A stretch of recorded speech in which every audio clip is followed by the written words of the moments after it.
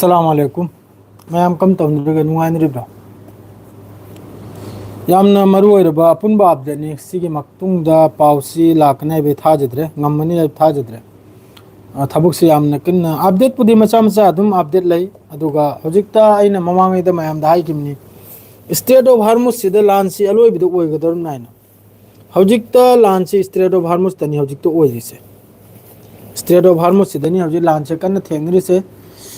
अदुगा Iran की यामना नुकसान होइबगी पाउनि को याम साथिना लॉस हाइबदु यामना चाउना लॉस होइबगी पाउनि अदुगा स्ट्रेट ऑफ हार्मुस तसु जहाज कयामा ईरान की तरफ ते लुफल खरे ओमान की तरफ ते स्टेटमेंट खर लाई ओमान नारे सिनबु इजराइल ना होजिक जो लान तौरे से अचुंब वादो अदुम थोकले मनुंग दगी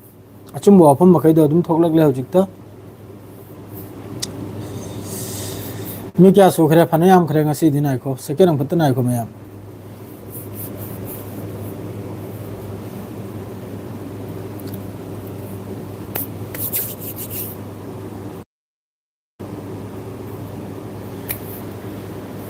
Netanyahu sibdri thamgrose pausi talatla hana ta the kisi wakhal yamnu nungaite वाखल यामने नुंगाइते दी असिगु मोफम सिदा इजराइल अमसुंग अमेरिका की तरफ तेगी स्ट्राइक तौगिने आपसे थाजदे टेलीगान 2 हरिसे असिगी फोटोनी होजी याम कन्ना होजी सोशल मीडिया दा यामने कन्ना होजी सी यंगु मया चिगी से मुन्नी यंगको सोमदा लैरिबा सिगी पुंगदुम अहुम से पुंगदुम न ताहि होलनी होल हाइबदी आहेदा मखोइगी GBU 57 हाइबदो अदुना हिट ओइबगी वानी असिदा ईरान की न्यूक्लियर की असिदा मखोइगी रिएक्टर हाइब्रे करिनो अदुगुमदिगी मखोइ टेस्ट तौफमनावा सिगी मफम सिदा होजिक सिगी मफम से बार बार एंगहो मयाम से ये तेलगान 2 हाइडोनी ईरान की मनुंगदा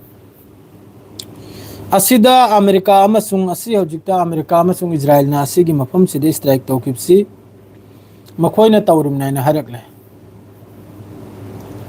वालेकुम अस्सलाम अल्हम्दुलिल्लाह अल्हम्दुलिल्लाह अल्हम्दुलिल्लाह अल्हम्दुलिल्लाह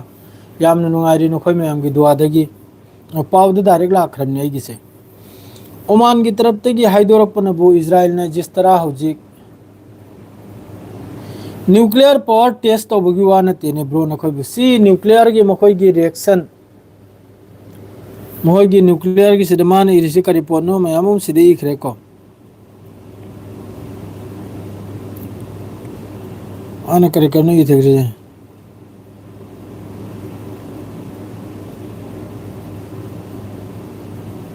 न्यूक्लियर रिएक्टर है मारे अदुगुंबा सिदे टेस्ट तौफमनाबा असिगी मफम सिदनी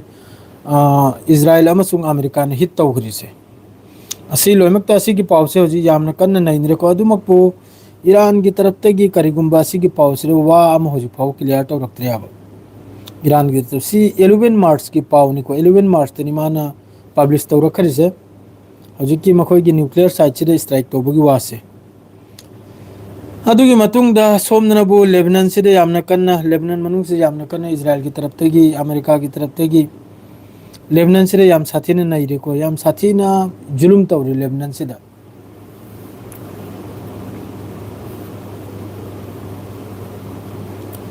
लेबनान की बात आनिंगे लेबनान की बात उसो कलम चसम ता लेके लेबनान से हजु फाउदा मी लाख नेपाल की मथक्तने है लेबनान से दगी हजु फाउबा मखोइना कदम तौरसे अदुगा सिदे माने इरेबो वा मखैसे लोइने लेबनान की पाउ गांगतने गाइ खरे कदम सिरेसु अल जजीरा सिरे अतोप पाउ लेखिद्रे ईरान की सुप्रीम लीडर की तरफ तक हजी की अनौबा लीडर आयतुल्ला मुस्तफा खामिनी की तरफ तक एक्सता हारिसिनबु हजी ईरान मनुंग द जोतो जखम होरिसे लान की मतमदा असि पुनमक्सि फ्री द ट्रीटमेंट तौबा असिग्राक निमान हारसे अद्रेदी जो एखोय की युम कई काय थिरिदो माना हम्बा मागी तरफ तक हम स्टेटमेंट से युम कई काय खरिबा नुकसान होइखिबा अदु पुनमक्ति किसु सरकार की तरफ तक ईरान की हुकूमत की तरफ तक मतेंग तौबा अदु निमान हारसे हम बगी ट्वीट डेथ रोल से अमके हेंगली कन्यूमसिरा इजरा बेरुत याम साथीन मी सिबगी वानी मफम हेल्थ मिनिस्ट्री की तरफ तगी हारिसने होजिक की बेरुत स्ट्राइक तब मी 13 सिबा अदरदि मी 19 अमा हौजिक फाउदा अदे सोमना मखा दाबना कइनो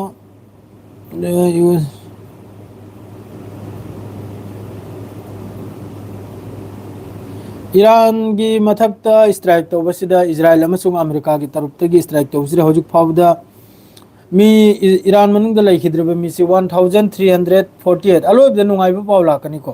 अहानबदा दुम मचा मचा पाउ मैसे मैम का दुम मथंगी ददे दुम पाउ तो इने चकी दोरुनी ईरान मनुंग हौजिक फाउदा 1348 नसी की पाउ सुपा पादे मैम आई ओइदब ngang loi ngasi gi ai thabak supsang sangde thabak supsang hek sangde हौजिक हांगदोकपदा लेरंबा मखैदो अदुनि इन मयाम दा ताल लैसे ngasi gi ai aseng mani mayam da chin thiro yaba thabak supsang sangde thabak yam chilli thabak suba machani na duty to bani na upai du leitaba aduna ni aina kanam tawrise Mustafa खामिनी की तरफ तक first statement हाइबू Iran की तरफ तक continue होने strike से US की base Madre middle east Madre straight of Hormuz से कंटिन्यू क्लोज तौदना थमगने सिनी मागी तरफ ते होजिकी मथंगी स्टेटमेंट दायरे इसनबु अनोबा सुप्रीम लीडर की यामना कल खरबवानी ईरान की तरफ तक अमेरिका की बेस ते स्ट्राइक तो लेप लोय अदुगा स्ट्रेट ऑफ हार्मुज थिंगबा हांग लोय टोटली क्लोज अदुगी मतुंगदा यूएस अमसुंग इजराइल की तरफ तक लान तौबा कांदा होजिक फाउदे ईरान की मनुंगदा लैत्रिबो मिसी 1348 असी शहीद होइखरा 3.2 मिलियन पीपल डिस्प्लेस ईरान की मनुंगदगी 3.2 मिलियन मी से डिस्प्लेस अबदी युम थादोक चखिब अमरुम दे चखिब असिनी अदुगी मतुंगदा अमक्का लेबनान की अमक्तारो अहमदा अखोइगी नुवाइतबा दुआगी पाउ मैसे अंता की जाबने लेबनान की मनुंगदा होजिक फाउदा लेटेस्ट 687 नि 687 असिमी सी शहीद होइखरे लेबनान मनुंगदा तुर्की की फॉरेन मिनिस्टर हक्कान फिदान हर सिनबु इजराइल दा होजिक की लेबनान मनुंगदा जो स्ट्राइक तौर से अथुबदा लेप पुसिनी तुर्की वगैरह माद्रेदी कतर वगैरह कतर की तरफ तक सो असीपुन मक्सिले बुसिनी माद्रेदी यूएन की तरफ तक सो जिस तरह होजिक लेबनान मनुंग मखोई की मेन मकसद ओमान की पाउ सारे करे मैं बताओ मखा ताबदन वो इजराइल की तरफ तक एयर स्ट्राइक अमसुंग आर्टिलरी सेलिंग साउथर्न लेबनान दा एयर स्ट्राइक नि मथक तक मखा दगिन वो मरकाबा तेंगा कप्सलबा मखोई आर्टिलरी असीम लेखरे माद्रेदी सोमनाम का air strike PMF headquarter in Iraq की PMF headquarter C prime minister की हेडक्वार्टर करो हमारे ईरान की प्राइम मिनिस्टर की पीएमएफ हेडक्वार्टर दा स्ट्राइक तो बुगी वानी माद्रेदी सोमन मखा तारगना हिजबुल्लाह की तरफ तक अमक्का मकोई की सेटलमेंट दा टारगेट तौर मिसाइल कैप्चर लई हिजबुल्लाह की तरफ तक हजिक गंता में वांगी पावनी को मखा ताबदनो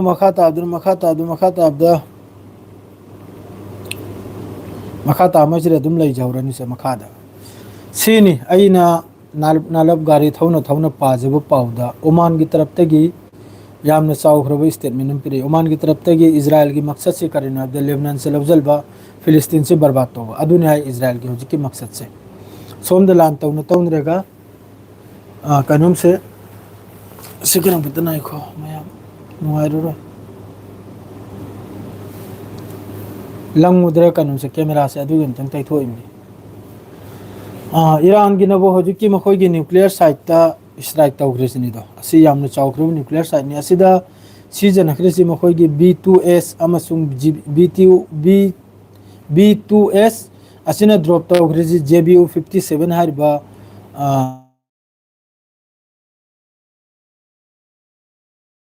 कानून सिनिको बॉम्ब सिनिको असिद ईरान की तरफ तक असिगी मफम से यामना साथेने लोट कनी बगी फिफम से यंग अई मयाम ताकला काबने सी सोंगी नाकल की सी अहम मागी कनोम निको युम ओइने लेरम खाली ओइने लेरम नाबा पूरा अखोई की 3 लाख उदना मागी कनोम दा अदुई मतुंग दा सीना बोयम का अदु उहंदना बायने ईरान की तरफ तक लैंगोई से कुपचलिम नाबा अदु कुपचल मथक दुरनी सी होल ओइखरि से अहुम से ज्ञान तारब्र मयाम अहम बदा तीन कुपचंदना अखोई के मथकता बंकर गुम जैसागुम लेरे अदुई मतुंग दा सीगी साइड से बुसी लोइन सैटेलाइट की इमेज गांगतनी साइड से बु कुपचन नबा है ना लेंगोय हपचल ले अदुई मतुंग दा साइड लेंगोय से हुट लेगा JBU मफम अहुम दा होल निको साइड साइड तसु मैम तो बिलोरे असिदे ईरान की न्यूक्लियर टेस्ट तौबगी असिदे ईरान की न्यूक्लियर अलोइबिगी स्टेज से न्यूक्लियर वेपन की अलोइबिगी स्टेज से असिदा लोइगदोरने असिदगी टेस्ट तौरग थोकलकदोरने असिगे हजिकी मखोइना हारिबा तेलेगान 2 हारिसे असिदगी थोकलकदोरने ईरान की न्यूक्लियर अदो हजिकता मासी ईरान की तरफ तगी असिगी मतंगदा करीमता स्टेटमेंट लाक्तरी सिगी मफमदा तौखरब्रा तौद्रिब्रा अदुगा सैटेलाइट इमेज तरी लोइन उबफंगले कयाम नुकसान होबनो ओइदमनो अदु ईरान की तरफ ते सोइदम के हारकनाबा अदु सोमदसु माना कुपचंदना अमा अमा तौरिसिनदि ईरान सो हजिक न्यूक्लियर वेपन सिगी ममांगदा यामना कन चिंखतपम ओइराबा होनबो म न्यूक्लियर से टेस्ट तौबगिने नत्रदि अदु यामना लेंगुइ कुपचंदना अमा म कुपचंदना अदु मथौ तादाबा अदुनि अइना हजिक उलिदो हजिक अदुगी न्यूक्लियर साइट तो अदुनि अइना हडो मोइगी तालेंगान 2 हारिबदो असिगी मफमसिदा अमेरिका अमसुंग इजराइल की तरफ तगी स्ट्राइक तो बोयानी अदरदि सोम ओमान द लागे पाउसी मयाम हमनी को पाउसी मयाम हमनी ये चंद रही न उबदा अदुना यूट्यूब से लाइव से फेसबुक तना पाउसे फजना कुम थकी बंगम याब यूट्यूब से दंगम दाब सी आई सेमदोक तबे यारो दोरी फेसबुक तरी पाउसी फजना परे ओइ नै लाइव से चतपंगम या यूट्यूब से दंगम दरे करी गिनो खंगदे करी ओइ खरम नै से ज्ञानम तारक्तरी मी तुम तो इसाना यूट्यूब से लाइव फजना लाइव से तोरमने अदु लाइव से फजना मयाम से ज्ञान ताहलबसे ngamiब्रा ngamद्रब्रा अदुरे खंगजेद्रा मयाम हाइबिरो मुक्ता कमेंट अइना चलिबा लाइव से मयाम ज्ञान ताब्रा ताद्रा अइना हाइरिसि खंगबा ngambra ngamद्रा सि खते आउन खंगलबिरो करिगाबदि अइना हाइरिबो वासि एट एचन बगुम अमा अइना एंब्रा तौजरिमनिको अइना एंब्रा नुंगाइजदबा एट एचन बगुम अम तौयाबो ओमान की तरफ ते स्टेटमेंट नि ओमान की हजिक की नहल की मोहगी सुल्तान इजराइल की तरफ तक खली वखल से करीनो हाइबदा तादे नत्रा ज्ञान तादाब अदुना बइने खली से वखल से ओ याम भजन ताब्रो अदुबो दे फरमनि ने ज्ञान तारदी याम भजन ता आई तुम ते साना खले इमने ज्ञान तारिब्रा ना होय ताद्रिब्रा ना ईरान इजराइल लान तौनरि सिंह असि नुमित्रानि थोनि सुरे करीगिनो होंग्रे एचन रेसिने बसाइगी अइना कमेंट सिदम सोमदसु खर चंगजलबा माद्रेदि वारी सि मरक तै तत्बा सिना हेटिंग एचन नरिमनाबा अइना सिसु खंगे एचन नरोइदनिमनि कमेंट अमगुम्बा अनिगुम्ता पारगा मखा ताबदो दुम चथगनिमनाबा अदो अइदि मयांगी कमेंट सिदम क पाहोदो यादे पारिमनि अदुना ईरान इजराइल लान तौनरि सि काबक सागनि होजि ईरान की तरफ तगी मयाम अमनि होजि हाइरिसे असिदा मियोय खरमना हारि ईरान लान हारि रमनिना खर सुया जलबा तायाना लान हारिब मीना मीगी मथक्ता आई अदु पामे अता पामे हाय भंदे हारिब देश तो अदुनो कुनो दिनदने अंगम देश की मथक्तने आईगी खोती ओइखिबा पिरउ आईगी सीखरिब मी हंजल हलओ आईगी थक्ता अदुगुम्बा पाबंदी दो हताय ओइन हाय भंदे ईरान की तरफ ते परेंग ओइननि हाय थगरिसे ईरान की माइकैदा पाउ पुरगा लाइसनो पाकिस्तान अमसुंग रासियाना सिसफायर की दमकता लान से लेपै दमकता ईरान की प्रेसिडेंट ईरान की सुप्रीम लीडर की तरफ तगी डायरेक्ट वानी ईरान की मथक्ता जोतो ईरान की नुकसान होइजे असि पुनमक्की पैसा लन थुमना सिंगलक्पा अदुगा ईरान की मथक्ता इंटरनेशनल की तरफ तगी इंटरनेशनल हाइबदि अखोगी लैरिबा रासिया होइगरा चाइना होइगरा जो कंट्री मखैसी की तरफ तगी अलेपम नाइबा ईरान की मथक्ता लान तौरा अरोय अदुगा ईरान की न्यूक्लियर साइट होइगरा यूरेनियम इन्वेस्टमेंट होइगरा असिदा दखलंदाजी तौदबा अदुगा लोइनना कुप्तकना पावमनबु ईरान की मथक्ता जो होजिक लगाइखरिबा पाबंदी पुनमक्से असि पुनमक्से हताइबा असि पाकिस्तान अमसुंग रासिया की तरफता ईरान ना हाइखरबनी सी यूएस अमसुंग इजराइल द सी की पावसी थुंगल खाइना सी तौबा ngamba तारगदी अखोय लान लेपे हाइना अदुगा होजिक की मिनिट असिना अरांग दगिने असि की स्टेटमेंट से अरांग गिनी को ईरान की प्रेसिडेंट की तरफ तगी अरांग की स्टेटमेंट नि मोय की प्रेजेस्कियान अमसुंग अब्बास अराक्ची मखोय महिसी की तरफ तगी होजिक लौरांग ना मकम होय की ईरान की सुप्रीम लीडर ना हारिसिनबु स्ट्रेट ऑफ हार्मुज से बंद तौबा कंटिन्यू अमसुंग स्ट्राइक तौबा continue ngasi numidang gi su Israel da haidok khre ready de laiwaina arang numdang da Israel sida Iran की तरफ तगी हिजबुल्लाह की तरफ तगी स्ट्राइक तौरसी गंता मंगा लेप तभी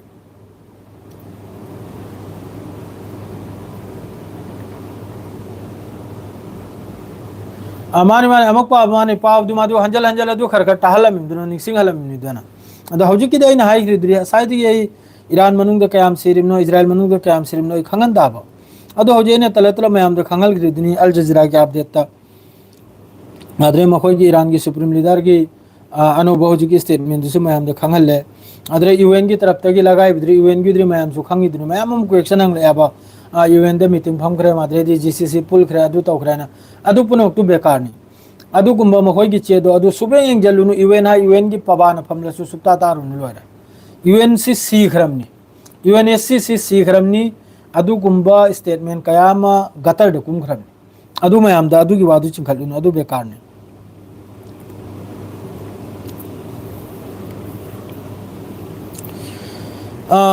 major taking point from Mustafa Khamenei first statement ni Mustafa Khamenei ki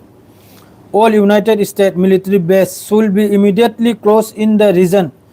for they will continue be attacked man har si region se sini hoji ki update ai bu mi gi ano ba hoji ki Iran gi supreme leader gi ni munna tahoro man har se athu bada region se lai riba America gi base punmak immediately close tawsini athu bada अथुबदा सिगी region से लैरिबा America की base पुनमक close तौसिनी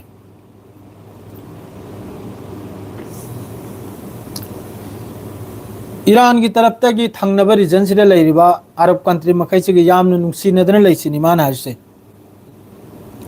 नुंसिनदन लै मतुंग दसु continue ओइनिसिनी नुंसिनबसे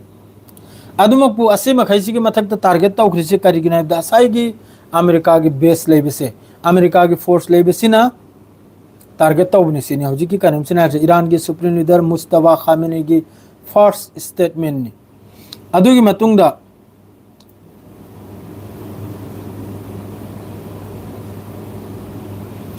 straight of Hormuz सी totally close तौनी असिना तेहरान की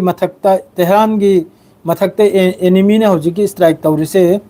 एनिमी हाइदी हौजी की येकनबा अमेरिका इजराइल मखोई की मथक्ता प्रेशर ओइनबा स्ट्रेट ऑफ हार्मुज से कंटिन्यू बंद तौदन चकन सिनी ईरान फाइट तौबसी कंटिन्यू तौनी सिनी फाइट से अदुगा खून की बदला जो हौजी की चिल्ड्रेन अदरेदी लीडर मखै हत्खरि से असी की बदला लौगनी सिनी ईरान की तरफ तगी ईरान की सुप्रीम लीडर वगैरह अदरे हौजी की मोहई की स्टूडेंट मयाम छात्र मयाम हत्खरि द अदुगी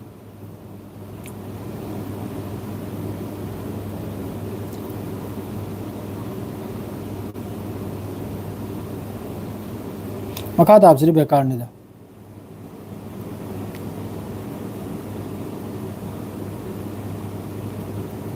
पब्लिक की तरफ तक जो यामना सपोर्ट फंगी हौजी की अनोबा कानून सिबु अनोबा सुप्रीम लीडर सिबु आदरे सोमनबु यमन की तरफ तक जो इराक की तरफ तक जो हौजी की अनोबा खामिनी सिबु सपोर्ट तो हुई फुल सपोर्ट नि मखोई मखै की मासी की मतेंग दनी स्ट्रेट ऑफ हार्मुज दा कंटिन्यू नि क्लोज तौरसे न्यू सुप्रीम लीडर की तरफ तक हाइदरक पे मतुंगदा मखा ताबसिनबु अतो महिजिनबु लोइना पाव अदु यामना इंपोर्टेंट बे थोलक ते माद्रेदी US energy chief says 200 oil dollar चनी होबगी चनी यौरानी सिनी हौजिकी मखोई स्ट्रेट ऑफ हार्मुज से थिंगमना मरम ओरगा ईरान सिबु न्यूक्लियर साखरोइद्रो इंटरेस्ट ओ हार्मुज थिंगदुना ईरान की इजराइल एंड यूएसए न्यूक्लियर थाथदुना अमुक ईरान लोइखिनिको जयदीन चेसम अदुमक्तुदी तौरोइदा अदुमक्पुदी औखरे हजु फावा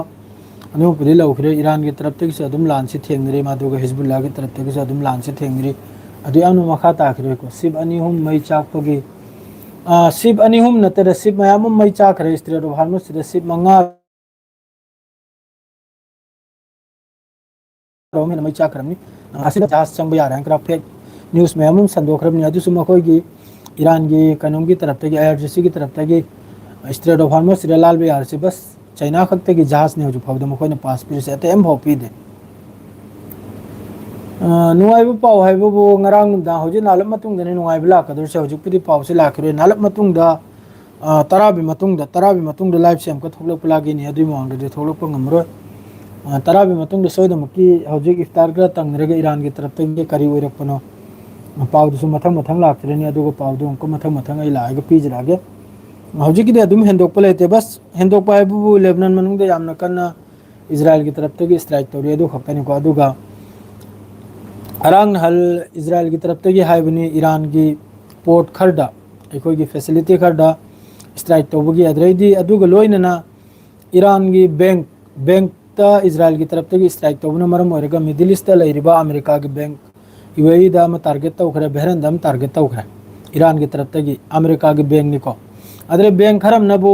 यूएई की तरफ तक कतर की तरफ तक लाउथोखरे कनाम ता थबुक सुगनो कनाम ता कहलकनु लोइन युमदगी थबुक सुहायना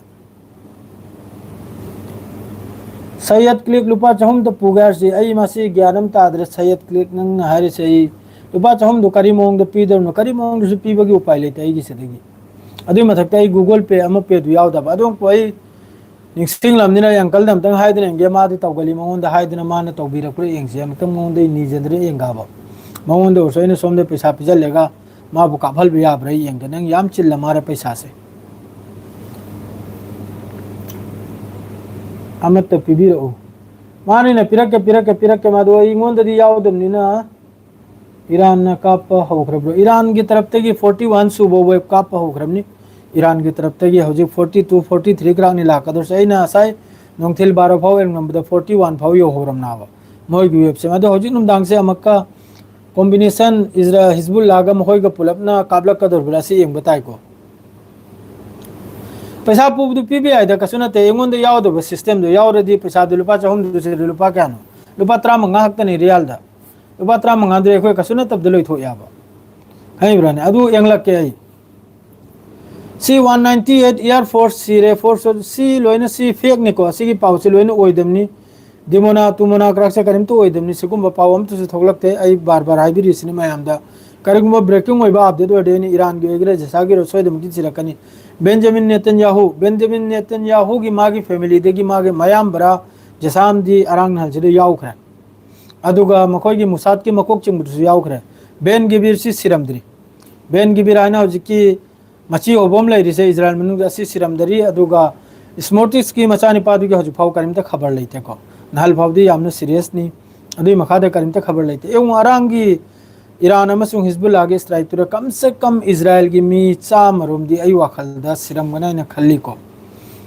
कारकना तैयार से आई की वाखलदा खल्लिमनी जिस तरह इजराइल की तेल अबीबता हाइफादारा स्ट्राइक तौखरी दो अदरो मी सीधबगी वालेते 5 आवर्स लेप तभी ईरान की बैलिस्टिक मिसाइल अमसुंग लेबनान की रॉकेट हिट ओइरिमनी मफोंग खुदिंगदा युम फाउ थ्रेगा चंगरिमनी बंकर द येजल खरिमनी अदुन सिरम दबे वाले थे सोइदम के सिरम गदरनी असल मेन पाव है इजराइल दे पाव थोकलकते अदुनि मेन है बु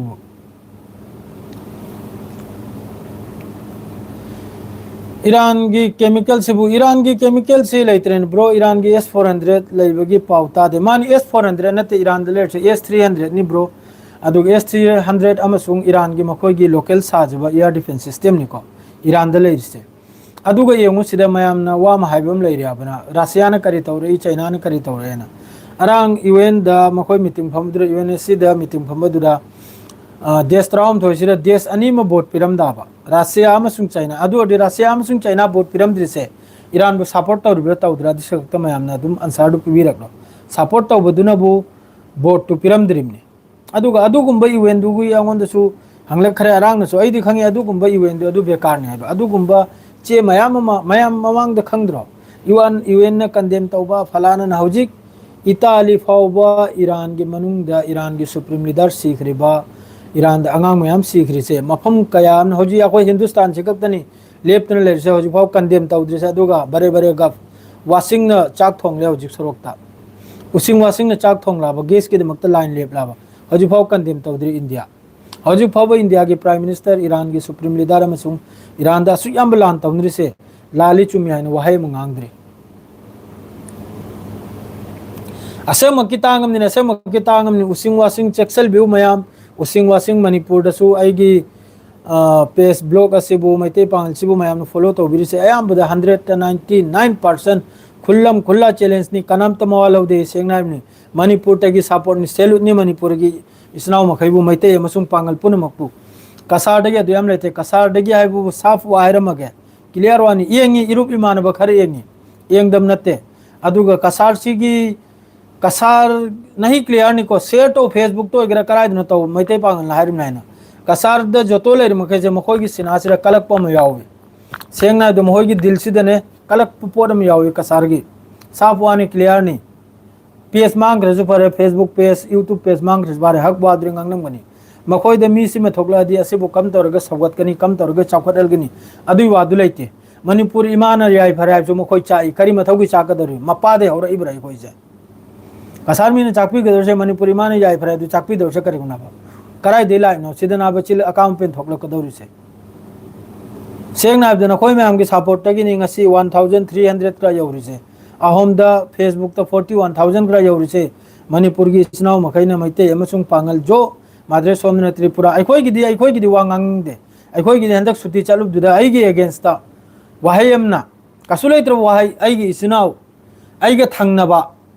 अदुना विचार पुरेगा चलुरिमनी अदुगुम मीदुना अदुगुम मीदुना विचार पुरेगा आइबो विचार मादु तौब्रसु ngमौद्रे तत्न चाइदन चखरे तत्न चाइदन मोय गुमना नोमेगा नत्रे खोय न निक्कदौरिबा मोय गुम पिस्नु अंगांग मसा मसा नते अंगांग मसा मसा नामे अदुमा खैदन सोमनबु इपाई जाने हैगा लेखंगी ब्रने अदुगा नाकलम दनबु हतफम थीरिबा फत्तबा मयांगी लौसिंगसे अखोरम द लैग्रमनि सेंगाइदा खल्टनि सिदा थमोय यामना साथिन चम्मिसे अतैदि लोइना फत्तबा लौसिंग माद्रैदी पैसा पाइबगी दना जसा तो बसु याय खजितंग लाइरब दुना अदुई मथक्तना बक्ता जुलुम तौजल बिबा नंगना तौरसी यादे इस्लाम के अगेंस्ट नि अदुगी अगेंस्ट ना पैसा पाइबगी दुना अहाम बगी लाइन द तुबी वांग उपलेगा फमदना चारुबा सिगुम थबुक से याम तौरे खोरम दे सेंग सेंग बिवानी अदोम दरी खंग देखो अल्लाह की हुकुम दे वालम गनी अखोरम दरी याम तौरी खजितंग कनुम तौबुदुनाबु हक्ता थांगत पा दुगा खजितंग सोन थबदुनाबु महोयने जो कुल्लु हाय मादु अखोयदि अदु यामी नते दो अखोयदि खंगिमनि मखोयबु करम मीनो हायदो अदुना हायहतलिबा फरफर लाउना अदुरा अखोयबु एंगनिंगद्रिबा चाइबा डायरेक्ट नांगमनिना खंगेदरा महोयगी असाइगी लीडरगिरी तौबा माद्रेदि अफावरेम सावबा खुलक्तो अदु अखोय चखरे अखोय सुति चखरेदि याद्रमनि अदुग्राक तो लोइने चाइग्रमनि पुमचाइ चाइरिमनि अदुना मरम ओरेगा दुश्मन यामी सेंग नाइदा याम साथिन यामी दुश्मन हंदक के सुति दुरै खंगौरे फजन सोई वाफम हेंजल ग्राइन मैम नायरकले फजन सु सेंगदोकलमबा फजन सु ए अदु आइना मौंदा तौजम नते अदुनिया ताने अदुगसु अमक्का अफावरेम साधना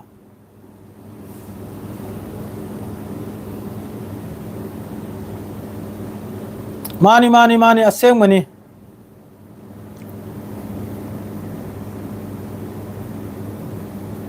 ईरान सुपर पावर ने ईरान सुपर पावर ने हजिक अमेरिका की मथक ईरान ने सिम मैम खमु अमेरिका की मथक ईरान ने अमेरिका की मथक ईरान ने असुक चाउख्रबा सुपर पावर ने हाइना इंडिया द पुंग थिल्लिबा सुम खोबाक थिल्लिबा इजराइल सपोर्टर मखैना इजराइल की आयरन डोम हाइगिदना सुम खोबाक थिलगलिमनि खैब्रने इजराइल सपोर्ट महिजना अमेरिका सपोर्ट मखैजना हुमनी द मेन पाव अखोई की प्राइम मिनिस्टर ने खलम से करिनो खंगब्रा डोनाल्ड ट्रम्प ने पुंग थिलग्रे ईरान बु निनी दलो जल्ले है आइना Iran canoe Iran only 2 days 1 weeks आइना मा इंग्लिश ने तो खलम ने खंगिब्राने 1 weeks will be finished Iran cry के थिन इंग्लिश क्रा ngang ले अखोई गा हिंदी लाइ सो हैबनिना गवारनिना ईरान ngमनी अदुना दि अनौब सरकार दुगा सो आइ गसु मरुप सानबे आरे अदरैदि अमेरिका के सु चमचाव होबे आरे इजराइल के सु चमचाव होबे आरे ना स्टेटमेंट से पिहौदम नाबा अखोई की पीएम मोदी सिना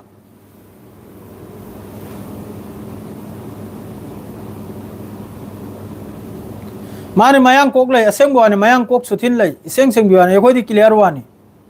हराम होइसनु नखोई दि चिन थीरोय हराम होइसनु रमजान महीना नि फेसबुक ता वीडियो खुदिंग वायरल होइरिमनि फेसबुक ता मैते पांगलना हंदक मरक से थांगतपा 28000 दगी 41000 यौर खरिमनि हौजिक ता फेसबुक सिदा ओनली खरनी सिदा अल्हम्दुलिल्लाह मणिपुर की इसनाव मैते वगैरह पांगल वगैरह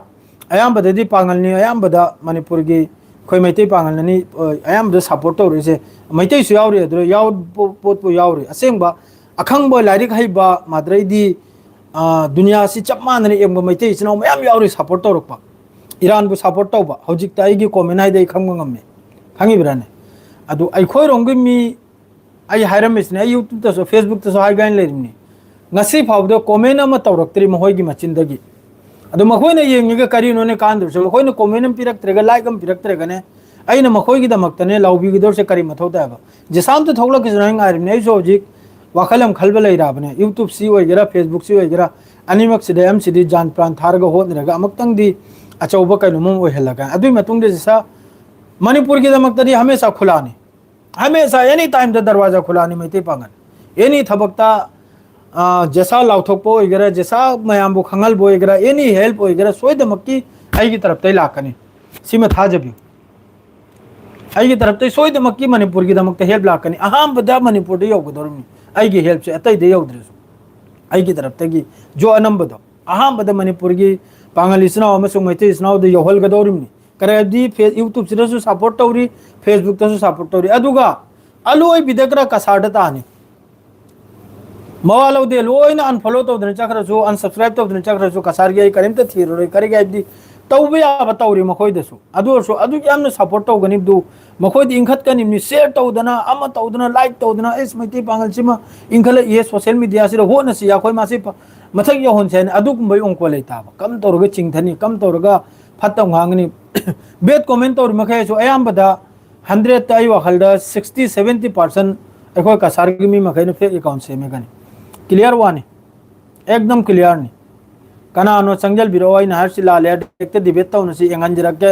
आई गे रील मखै वायरल और बाय द कसार की मी कना कना कमेंट तो रे कना कना तोरकते हौजिक नि इलेक्शन मतम से इलेक्शन की मतंग दम का यंगन थिल बाव रेबा आइना गांगबी दौरी ब्रो आइना गांगबी दौ हन्नसु यंगनिम नते इलेक्शन मवालौदे इसेंग सेंग बिवानी अदो हौजिक ता कमेंट पाबियो ब्रो कमेंट सो एदुम यंगिन हेलो नि यंगिन ने ईरान की तौरीसी ईरान चाउनु दा ईरान की दमक चाउनु माने असेंग मनुक सिबजे माने असेंग मनि ना ना दो ईरान की दमक चाउनु ईरान ने लान गामिमनि ईरान ने बहुत नहीं रिमनि अमेरिका इजराइल की मी हौजिक की साउथ इजराइल द कपिमनि ने न्यूज़ अम द कपिमनि ने अमक ता थुब द लान से लोय जलवाय ने नेतन्याहु द कपिमनि ने अखोय वारे अखोय चाफम लेत्रे अखोय हिंगफम लेत्रे हिप वायुं चादरे अम वायुं चादरे कपिमनि ने इजराइल मनुंदा असेंग बुआनी नुरुल आमीन वालेकुम अस्सलाम हंदक लाख पदी चाक चराम ति इंशाल्लाह अमेरिका दसु ईरान की ब्रोम एउ अमेरिका योबगी मिसाइल दु ईरान न साद्रे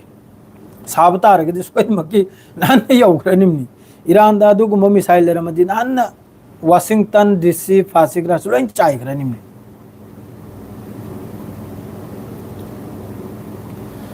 पाउदरी असाइदगी इन नसी 31 मिनट तगिने 33 मिनट सुग्रैने पाउसे असाइदे लाउ थगरिसे